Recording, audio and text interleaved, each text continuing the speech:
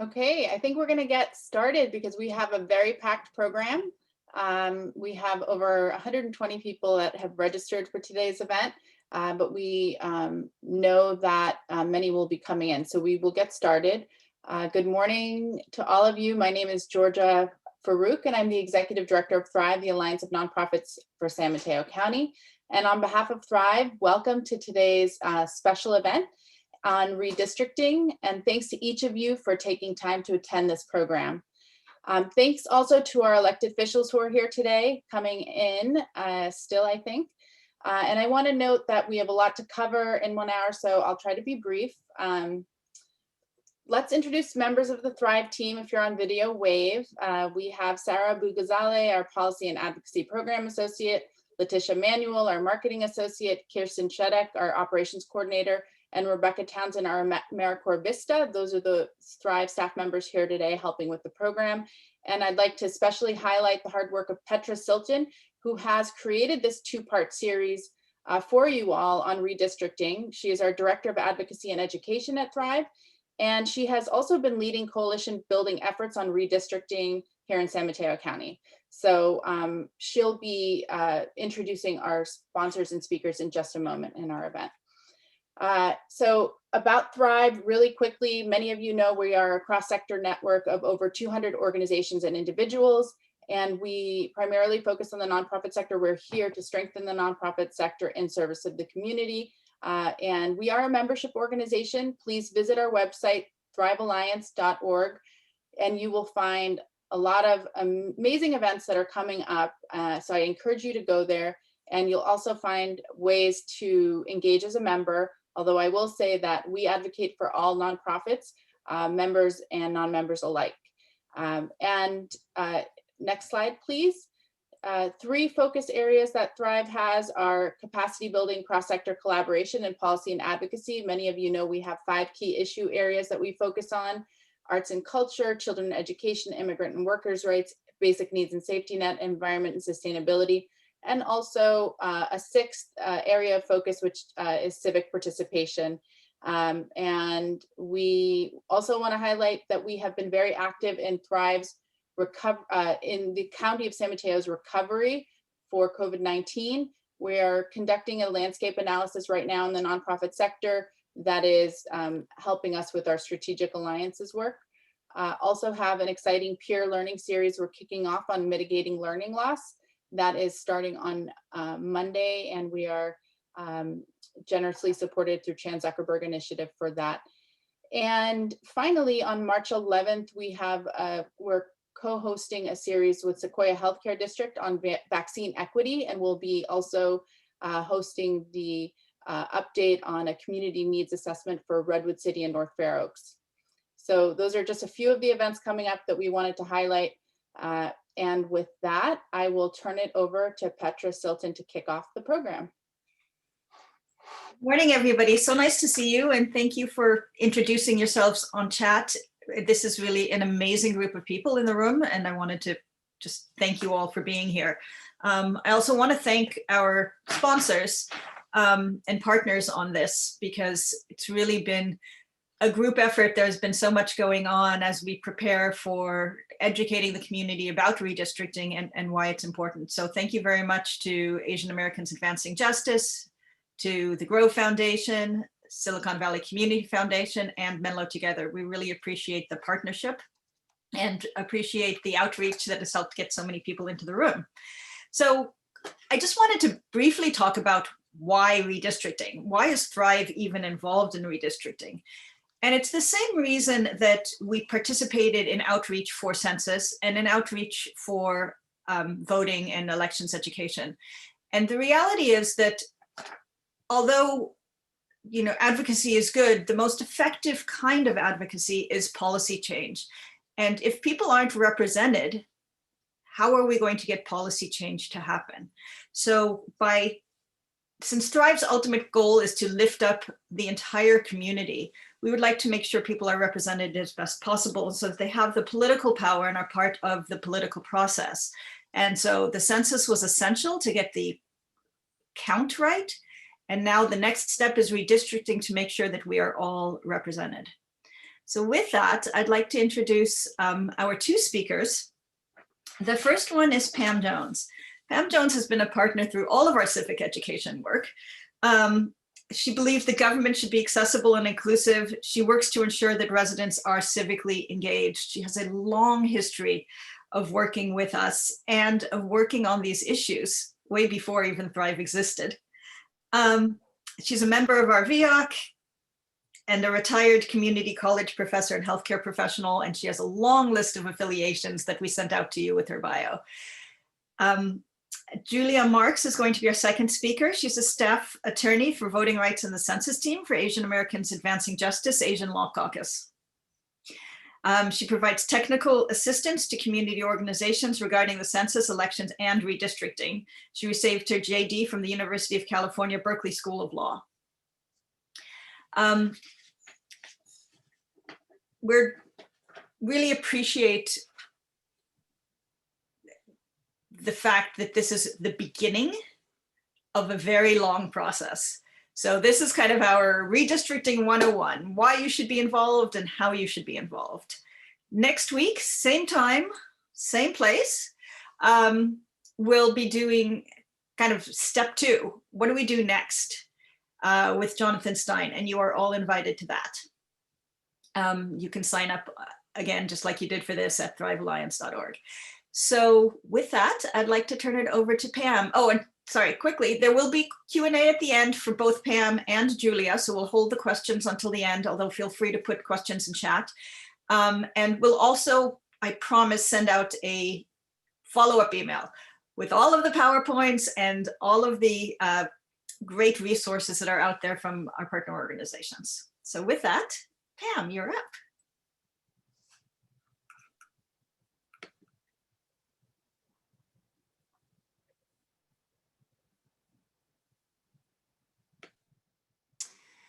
Good morning, everyone.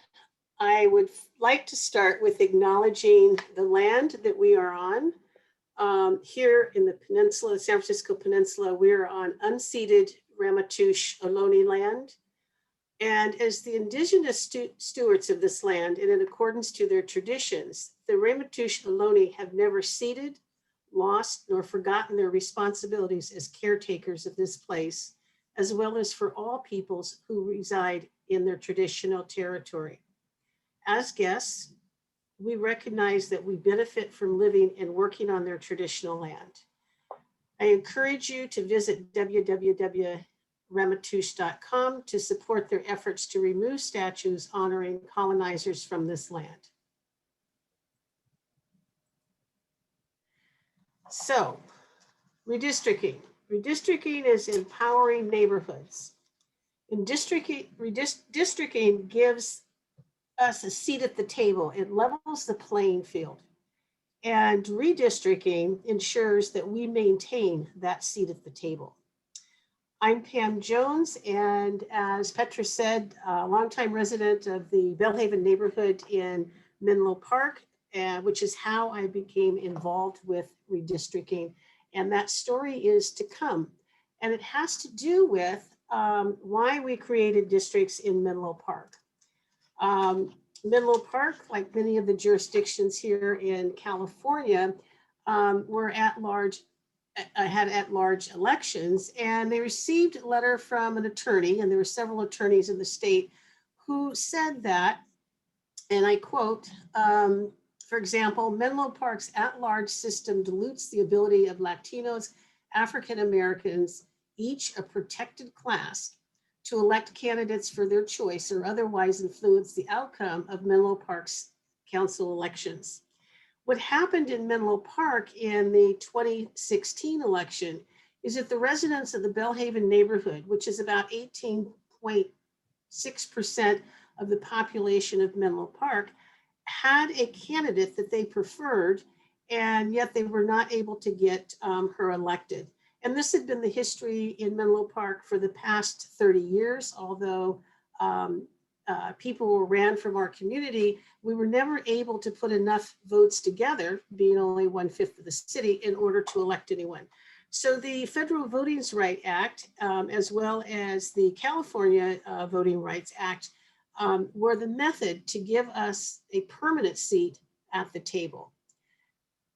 The brief process that we had, oops, I didn't want to go there. The brief process that we had, and I didn't want to go there either, so I will go back, is that with Menlo Park, the city council had hired demographers, and they're the people that actually have the computer systems that create the map. And the city was going to do the maps with the demographers with limited, in our opinion, involvement of residents. So residents wrote letters and they spoke in support of an independent districting commission. And we were able to negotiate, working with the staff, an advisory districting committee, which had 9 members with 2 alternates. And we were able to complete the process in 5 weeks. The first district election was held in November of 2018. And for transparency purposes, what you need to know is that my daughter was the one that ran in 2016. When we went to districting, that gave her the opportunity to be elected to the city council. Cecilia Taylor had 2 male constituents that ran against her, but she was still able to win the election. This would not have happened without districting. So what does it look like for Menlo Park? Well, here you go. We're one city and we created 5 districts. If you look up here at the top of your screen, number 1, this little lonely triangle here, that's the Bellhaven neighborhood. So the Bellhaven neighborhood now has the same amount of power as the other districts of Menlo Park. And without districting, we would not have been able to do this. So why is this important to you? Well, in San Mateo County, we have 16 jurisdictions, you can see them listed here, that are due to be redistricted. It is incumbent upon us to pay attention to the process and to advise each one of these jurisdictions the best districting commission, which in my opinion is an independent redistricting commission that should be established for each one of these jurisdictions. We, as the residents and as the citizens of San Mateo County, we hold the power in how the districts are created for each one of these bodies. Now I would like to introduce Julia Marks. She's a staff attorney and the Voting Rights and Census team of the Asian American Advancing Justice Asian Law Caucus, which is AAAJ-ALC. And she's going to talk about the redistricting process and how you can get involved to ensure that the lines accurately represent your community. Thank you.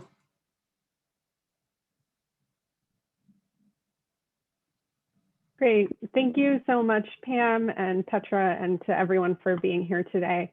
That was a really helpful introduction to just ground this conversation in the way redistricting has a huge impact on the ground and specifically in San Mateo. If you'll give me a moment, I'm gonna just share out my screen.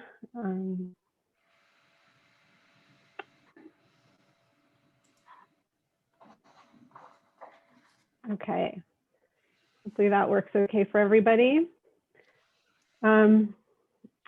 So just starting off with the big question, what is redistricting? So redistricting is the process of redrawing legislative district lines, as you all hopefully know. And I think it's helpful to remember why we're doing this right now. And it's because the census has been completed, or well, the data is still being cleaned up, but the community part of the census has been completed. And we're gonna have new data about how many people live where in our communities.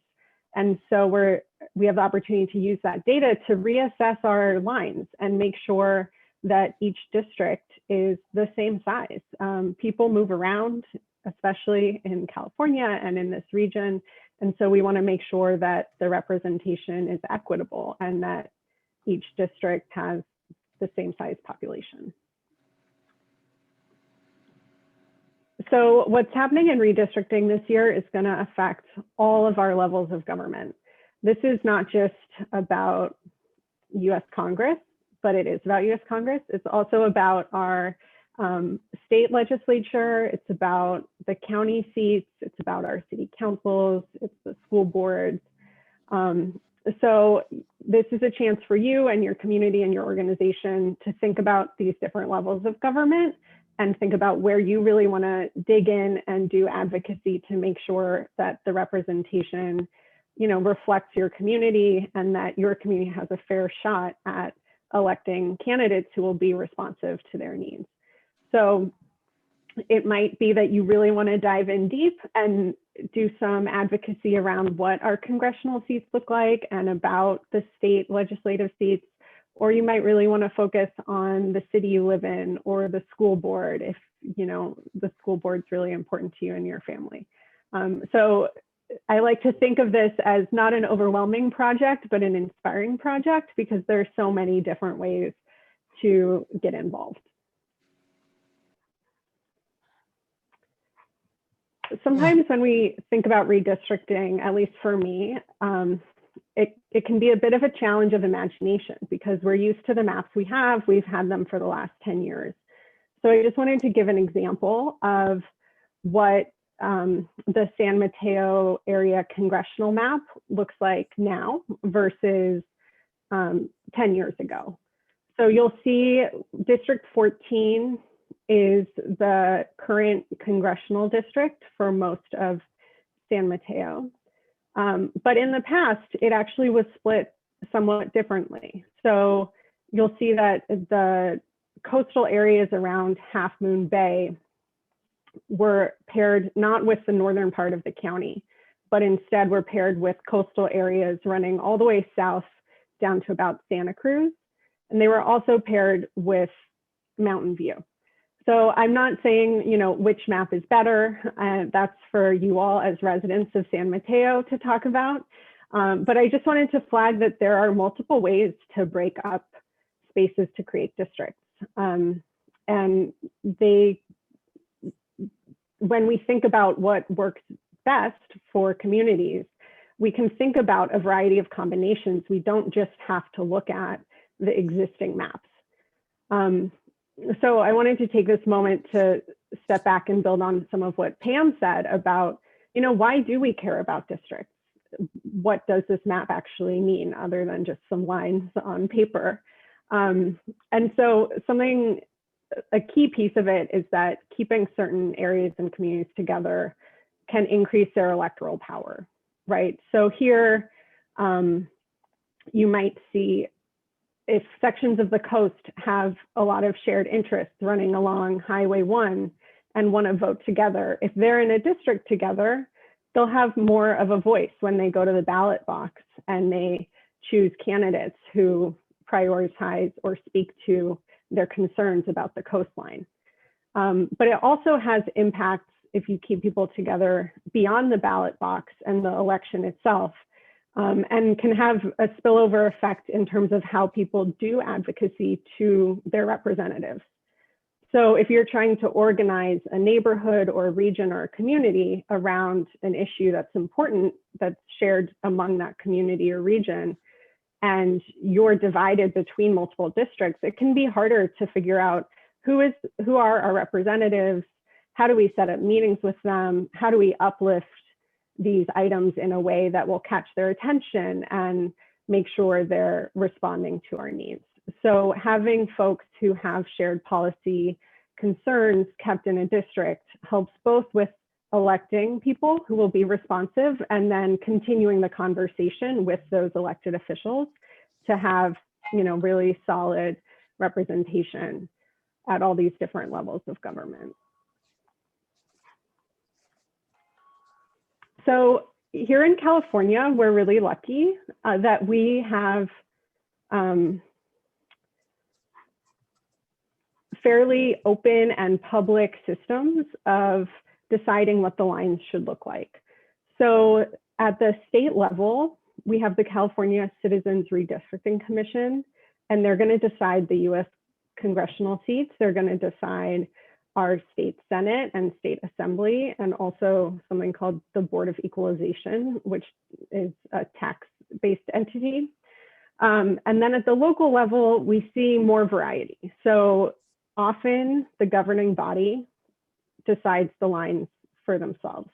So that could mean that the Board of Supervisors decides what the next Board of Supervisors map will look like. Same for city council and school boards and special districts.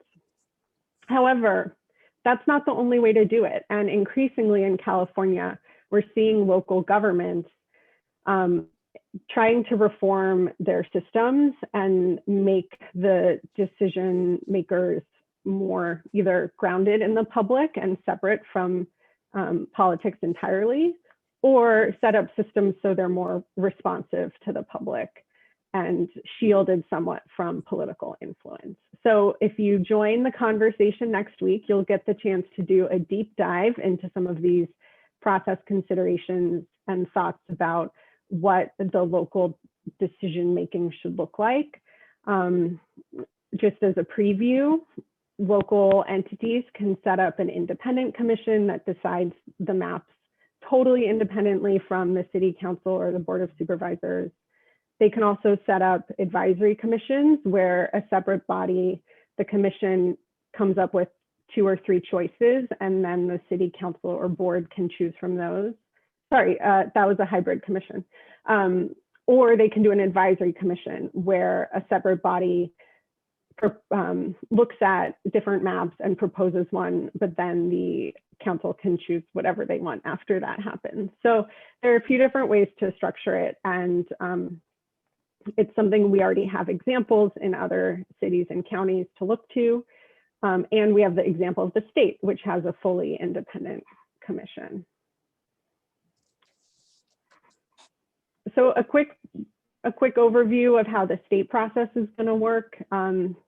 So back in 2010, California passed the Voters First Act, Prop 11, and a follow-up proposition, Voters First Act for Congress, which gave an independent entity, the California Citizens Redistricting Commission, full power and authority to draw and decide and approve the maps used for our statewide seats. So the congressional seats and the state legislature. And there are some really exciting reforms that are built into the CCRC that make for a fair process and a more inclusive process. So first of all, it's independent.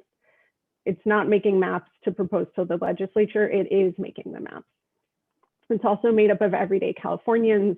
There was a massive public education and application gathering process to get thousands of applicants to be on the commission. You don't have to have any ties to government to be on the commission. And then once the commissioners were chosen, they were chosen to be balanced across party lines. So there are 14 commissioners, 5 Democrats, 5 Republicans, and 4 no party preference. There also were chosen to have balance between geographic areas, gender, race, education level, and try to really be representative of the state. And then finally, the commission has a very public process. So even the planning of how they're going to draw the lines has been public. If you want to go online and watch them have meetings, you're welcome to at any time. And they're going to hold a lot of public input hearings to make sure they're getting as much information from community directly to decide what the maps should look like.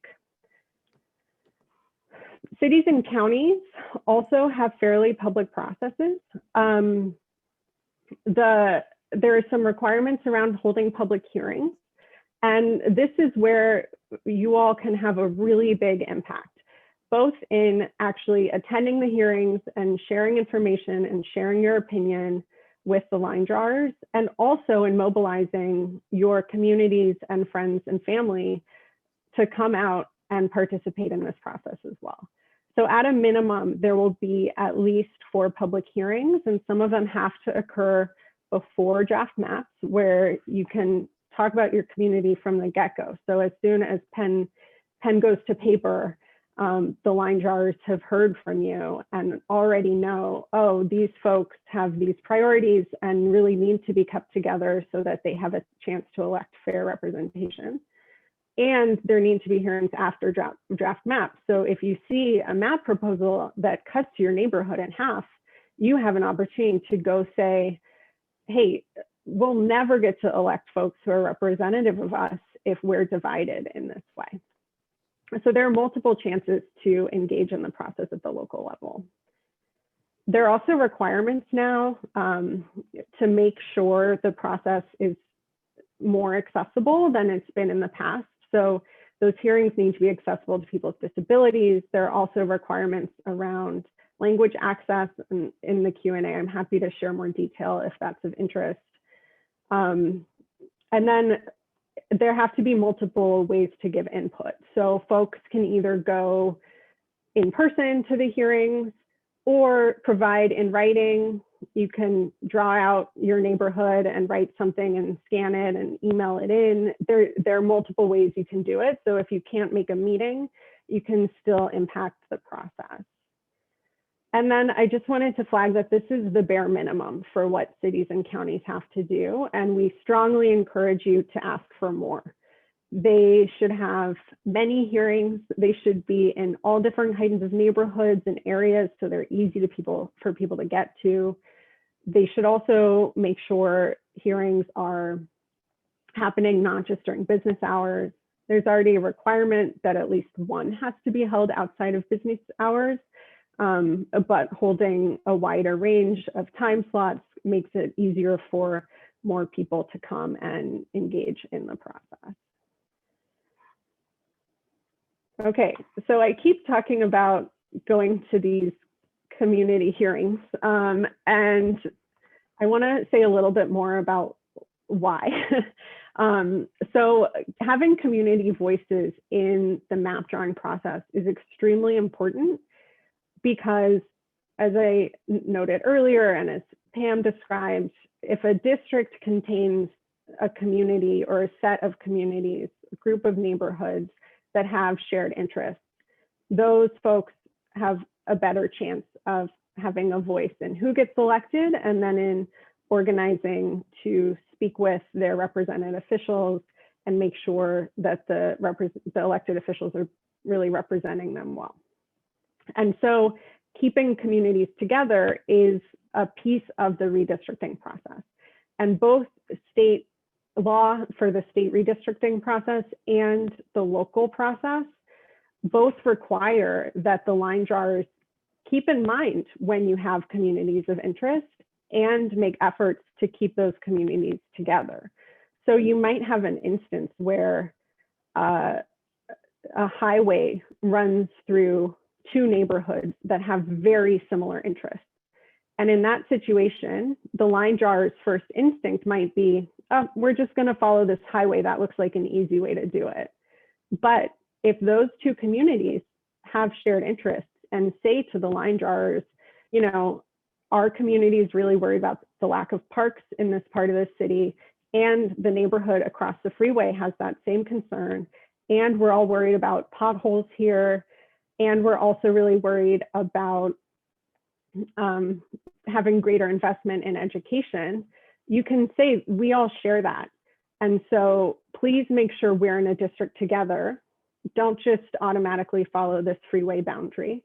And then if the line drawers do that, those folks can organize and elect a candidate who will respond to those concerns about parks and potholes in their section of the city. So the only way the line drawer will know that those two neighborhoods have those priorities and want to be kept together is if members of those communities and neighborhoods show up at the hearings and explain that to them. So there are multiple opportunities, as I mentioned, through the in-person hearing process and through writing to go and say that. You can say where you live and what the people in your neighborhood care about. You could identify other neighborhoods near you that have similar characteristics and interests. You can just talk about what makes your neighborhood distinct and what people have in common with each other to make sure that it's not split up when the lines are drawn. So there are a lot of things you can tell the line drawers to make sure they see that your community is distinct and cohesive and should be kept together, and to also think about who it should be kept with when the maps are drawn. And so later in this process, as Petra noted, this is a long process. It would be great, and we can help with some of this, to hold workshops and hearings, workshops just with your community group where you can explain this process and help people think about what is important to them and how do they define their neighborhood and their community, and then help folks go to the hearings to share that with the line drawers. Okay, so I've previewed some of this, but there are multiple stages of this process that you all can get involved in. One of it is happening right now, and it's this conversation about how can we make sure the line drawing process for the County Board of Supervisors, the school districts, and the cities that we live in are open and inclusive and fair. And there's already been some conversation with San Mateo County Board of Supervisors about whether there should be an advisory commission or an independent commission. And that's an ongoing conversation. And I strongly encourage you to be in touch with Petra and Pam and to attend the workshop next week to learn more about what a fair process could look like and get involved in the advocacy around a fair process. And it's also worth checking in for your city. Are they doing redistricting, and what are their plans? And you can ask them to have more, to plan for more hearings, or to set up a more independent system so that the city council isn't making the decision themselves. So throughout this, starting now and continuing through the process, there are opportunities to ask for more access and more transparency. Then as we move closer to the actual period where the maps are drawn, there will be these workshops for giving community interest testimony. So as I mentioned, organizing your community and turning folks out to talk about communities of interest, where people live, what's important to them, is going to be really important to make sure maps don't split people up and divide their representation. And then there are also going to be some online tools available. So for the state redistricting process, there's actually an online portal where you can go and you kind of trace on a map what you think of as your community. So that might be a small neighborhood or a section of a city, or even a cluster of cities in, if you're thinking on the scale of congressional seats. And you can draw that and then explain in writing, here are the things that make my community a community, and here are the things that are really important to us when we think about representation. And then you can submit that directly to the California Redistricting Commission. If you do that, it only goes to the state seats. So that's congressional seats, state legislative seats. But there's a cool feature where you can actually download that information that you've written out, and then you could email it to your County Board of Supervisors or email it to your city council. So there are a number of tools to help people capture these ideas of geography and community in one spot. Or you can print out a bunch of Google Maps and grab a marker and do it that way. So there's a range of tools at your disposal. And then once all the community of interest testimony has been shared and the line drawers have looked at the testimony and looked at data and looked at other factors, they'll draft maps and post those maps. The drafts have to be publicly posted. And so there is definitely an opportunity to engage at that point in the process as well, where you're analyzing the proposed maps and giving input on them. If you have a lot of more time to put into the process, you can also draft your own maps. Sometimes there are online tools that counties and cities contract to make available to the public. So as the process is being planned, you can ask for that. You can say, I want to make sure that the county is providing an online tool where I can go online and do my own mapping. And so then the community is not just informing the maps by sharing community of interest information, but actually informing the maps by proposing maps directly. So when is this all happening? This is the million-dollar question that doesn't have a great answer yet. So as you probably have heard, there have been numerous delays with census data, and the census data is essential to redistricting. The Bureau cleans up the data, double checks it for errors, and then shares out what's called the redistricting file. And that goes to the states. And so, you know, originally the redistricting file was supposed to come out this spring, and then it got pushed to the summer. And a couple of weeks ago, it was announced that the redistricting file wouldn't be ready until the end of September. So that means that there's going to be a pretty crunched period for map drawing to occur. As I mentioned, public hearings on communities of interest can start earlier. Data doesn't need to be ready, but the drafts themselves can't be created until the data is ready.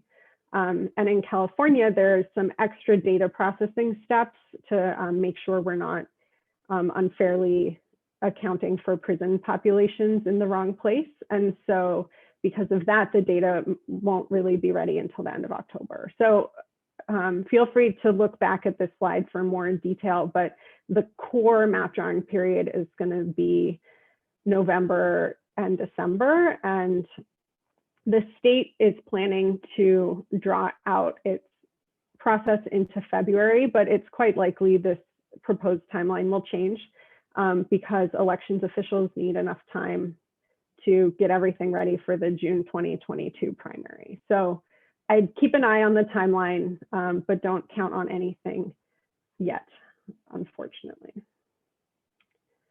So I want to make sure there's time for questions, but I quickly wanted to go through, like, once this map drawing process is underway, what are the factors that are going into it?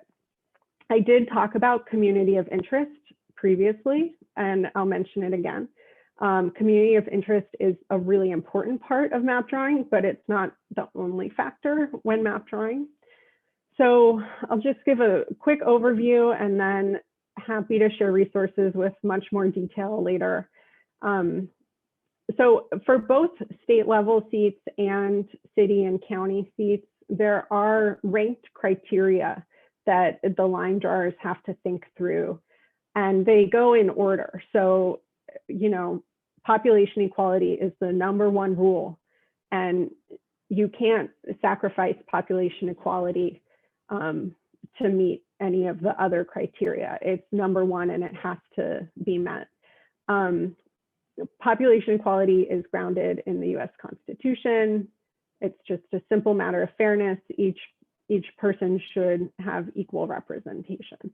It doesn't mean literally every single person, right? You're not going to achieve where every seat has 11,000 people in it. So there are some different legal frameworks.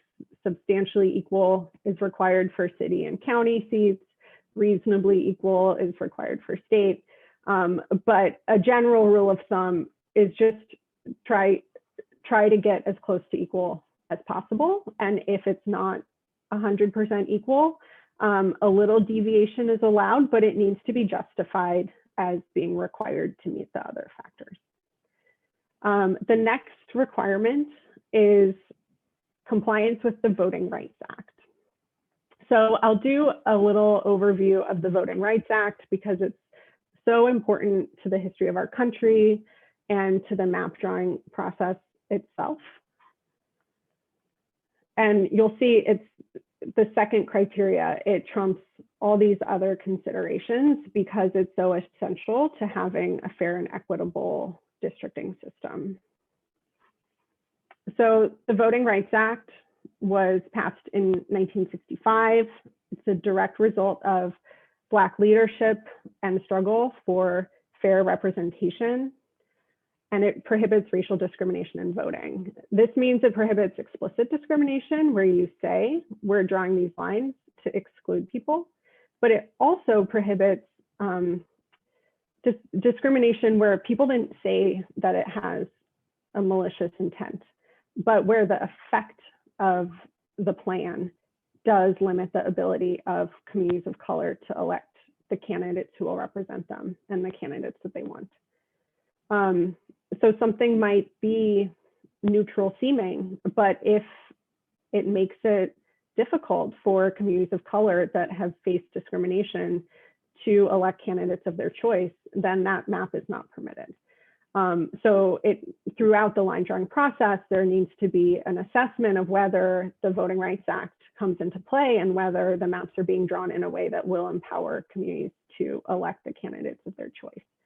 And common ways that districts can reduce the power of communities of color are cracking, where you divide a community into multiple districts so that they're a small percentage of each district and then can never elect a candidate to represent them. Or packing, where you have a community that might be a medium size of multiple districts and instead you stick them all in one area so they can only elect one candidate to represent them instead of being well represented across multiple districts. So I just wanted to quickly go through what triggers Section 2. So Section 2 will require that a district be drawn to give communities a fair opportunity to elect candidates of their choice if the community is large and concentrated enough to make up half of a district, and if that community votes cohesively in a way where they prefer a certain set of candidates and other community members tend to vote against that preference. So if that's the case, those three factors mean that that community is not having a fair chance to elect representatives of their choice, and Section 2 comes into play, and the line drawers need to make sure they're drawing to keep the community whole and prevent either packing or cracking that ends up with a dilution of their vote. Here's a very quick example of how this could come into play and the power of districts. Here's a hypothetical city where 1/6 of the residents are Asian American. And if you break this up into 6 districts, these Asian American communities could never elect a candidate of their choice. They're broken up between different districts. Or you could draw it this way, where the Asian American neighborhoods are kept together and have a fair shot at electing a representative in one of the 6 districts. So then, 1/6 of the residents are Asian American and would end up having 1/6 of the district be viable for them to elect a candidate of their choice. So this is a very, very overly simplified version of how the VRA plays out in practice, but I thought it could help kind of frame the question. And one thing that we see sometimes is that to comply with the VRA, you might end up with a slightly counterintuitive map. And I just want to flag that we don't live in a world of rectangles. And so if your map has some funny shapes to it, that doesn't necessarily mean something bad is happening. It might mean that you're drawing lines in a way that complies with the VRA. It might mean that you're following city boundaries, which, as you saw from the Menlo Park example, can look pretty funny as well. So there are a lot of factors when we think about map drawing, and I don't want people to get stuck on the idea of simple shapes meaning an effective map. In fact, simple shapes don't guarantee an effective map and can actually get in the way of really seeing the actual people and communities that live around us.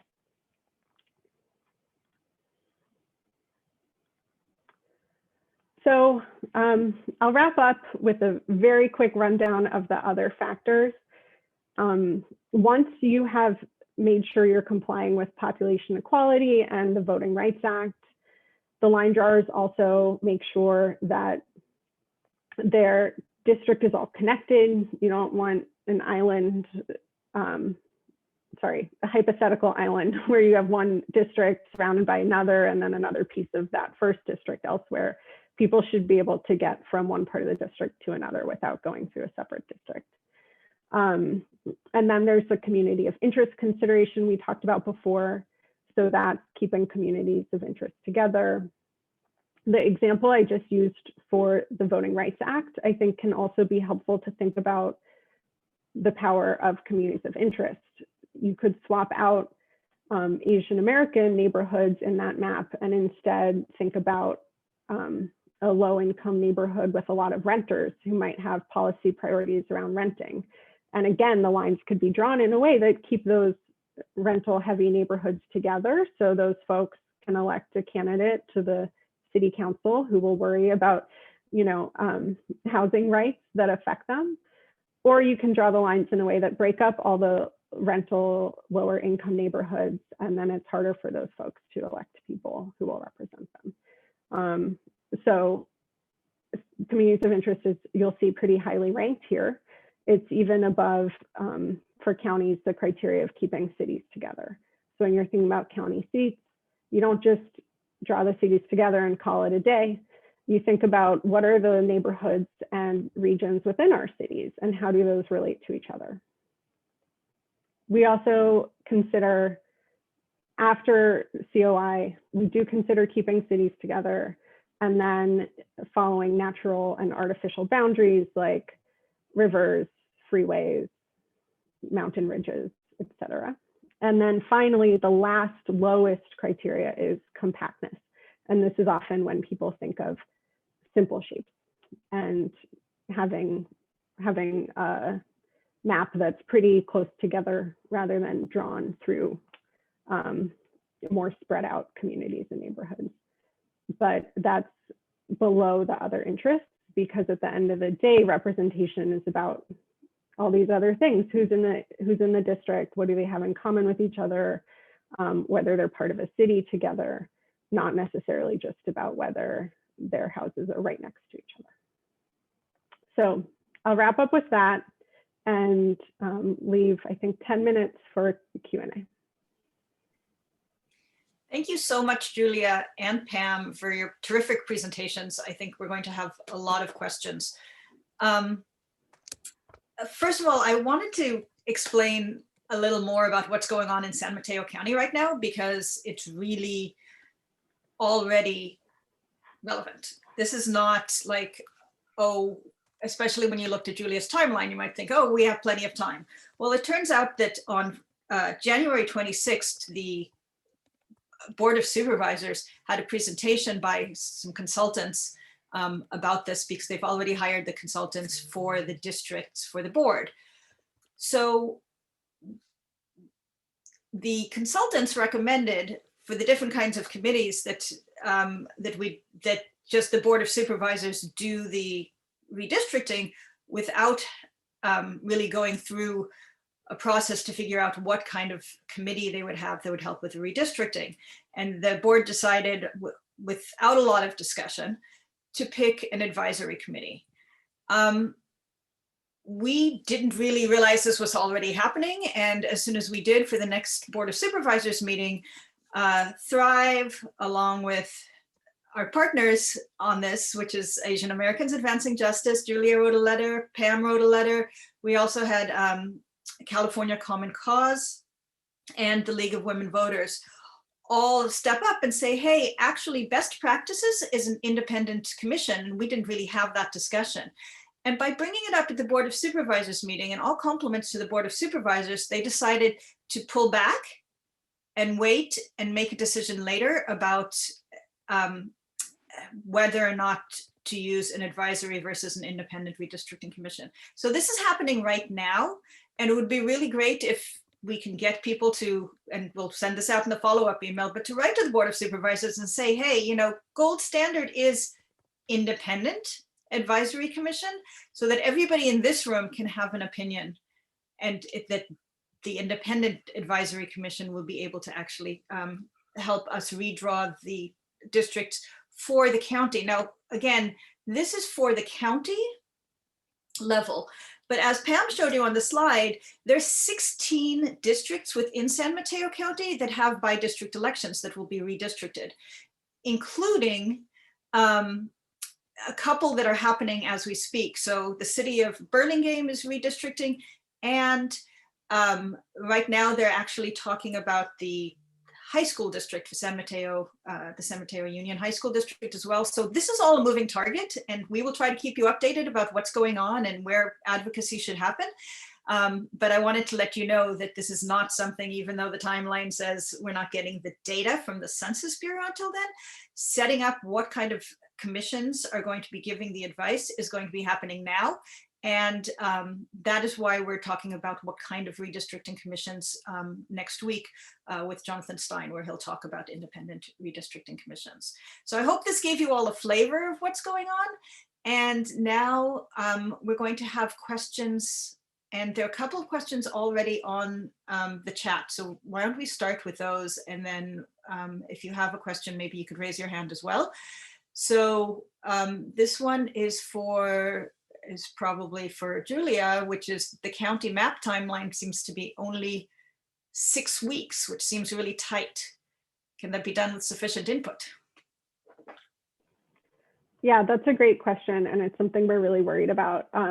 We're in conversations right now. The data delay was just announced a couple of weeks ago. So both redistricting advocates and local governments are thinking about what exactly that would mean. There are some counties that seem pretty confident they can get it done in that amount of time, but we're quite concerned about whether a full and fair process could happen in that amount of time. So we're all looking at if there's any flexibility in the elections calendar to condense elections calendar a bit and add a week or two to the redistricting process. I'll flag it's more of an issue for counties. A lot of cities don't use the primary, so it's not as much of a problem there, but it's something to keep an eye on. Hopefully we'll find a little wiggle room and the timeline will change again to add time for redistricting. And it's just another reason to make sure folks in summer and fall are doing a lot of that upfront work, both on community education, but also on getting those community of interest conversations going and having those initial hearings so that as soon as the census data are available, people have already mapped out their communities of interest just based on testimony and have a really good idea of that piece of the puzzle, and then are just incorporating it into the more data-informed map drawing process. But yeah, if you can push for more time, please do so. Yeah. I also would like to comment on that because because that was a challenge we had in Menlo Park. And the counties, if they reach out to their constituents, decide on which type of commission they're going to have, seat those people so that they're ready to go as soon as they have the data, then there should be sufficient time. There will be sufficient time to make the decisions. Great. Let's take a question from the room, and then we can go back to the chat questions. Kalima, do you want to take yourself off mute and ask your question? Sure. So I wanted to ask a question about the ability to influence the assembly district lines. I live in Daly City, AD 19, and I don't understand why the largest city in San Mateo County that has the a high density of people of color has been drawn out of San Mateo County and added to San Francisco. It completely mutes our voice. The recent ADEM elections, which has always been an issue for me, getting representatives from Daly City is extremely hard. We kind of are at the mercy of San Francisco allowing us to be on slates. to where this election, only one person from Daly City is representing in the ADEMs in the entire county. And then when the assembly members even run for election or for state senate as well, to get them to have conversations that are specifically relative to us and not just to have to field San Francisco, San Francisco, San Francisco is really hard. So I'm wondering what influence we have on the state senate and assembly member lines to see if we can be moved back into San Mateo County where our issues are understood and we feel like we're part of the conversation. Julia, I think that's you. Yeah, that's a great point. And there are definitely opportunities to impact the state line drawing process.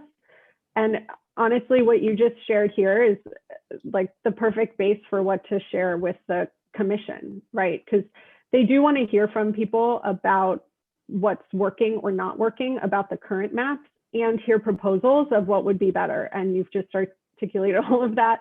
And so I would recommend a couple things. If you want, you can have a state commissioner actually come do a presentation with a set of community groups in your city or area, just to introduce the state specific process to you all. And that's also a good chance to make sure they know that you're here and have concerns about the current map setup.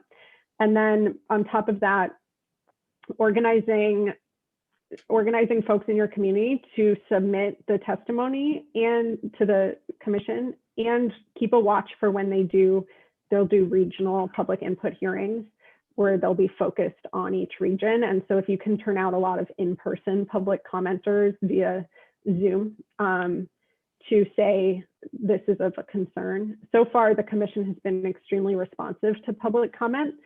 And so having people just saying and explaining to them, I think could be really powerful.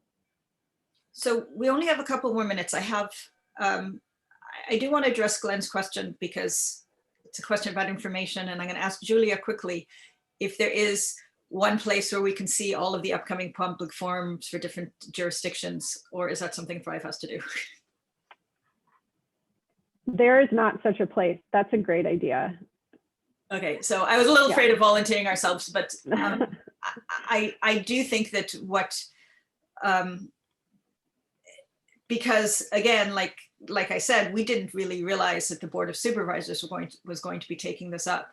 So I'd like to offer ourselves to offer me up for, if you guys know when things are happening in your own districts, because we won't necessarily know, please let us know, and we'll try to keep a running list on our website about where different things are coming up. And then if you came today, we'll create a redistricting mailing list. So everyone who's interested in redistricting, if you signed up for this, you are officially on the list. If you want to be off, you will have to tell us. And we'll send you the follow-ups and all of this. And then as we get more information, we will track that for you, because it's too hard for everyone to try to figure it out. And one of the things we learned with the Board of Supervisors was that they didn't do any outreach that reached us, and we're like super engaged people. So if they didn't even be able to reach us, then how would like regular people even know, since we're like the most highly engaged around. So I think that I have to close it out because of timing, but I really hope everybody will come next week. And we will follow up by email, and we would really like to continue this conversation. So again, a huge thank you to all of our sponsors, and to Julia and to Pam, and for everyone for coming. So see y'all next week, I hope.